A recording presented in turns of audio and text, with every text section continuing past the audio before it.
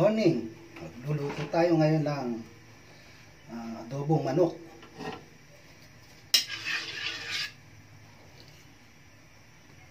Igisa muna natin yung ating manok. Pag ako'y nag-adobo, ito ginigisa yung manok.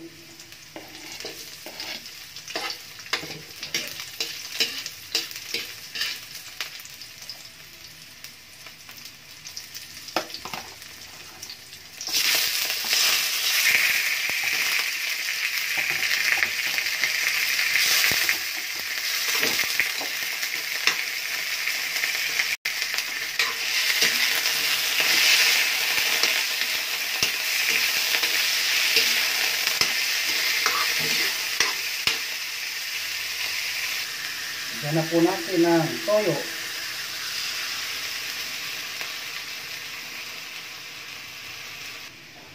Suka.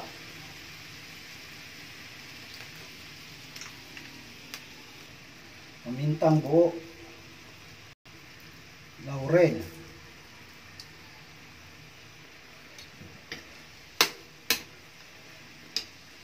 Kung napansin nyo po, konti lang niluto ko. Kasi dalawa lang kaming kakain.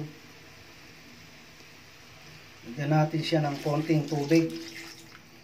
Tapos papakuluan natin hanggang sa lumambot.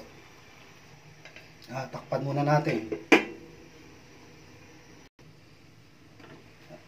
Ayan, medyo natuyuan na siya. Lagyan na natin yung ating nilagang itlog.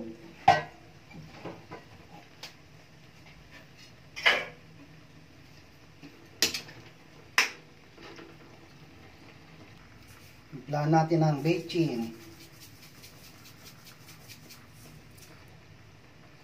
At lagyan din natin siya ng konting asukal para manamis-namis. Lalagyan din natin siya ng oyster sauce. Ayan.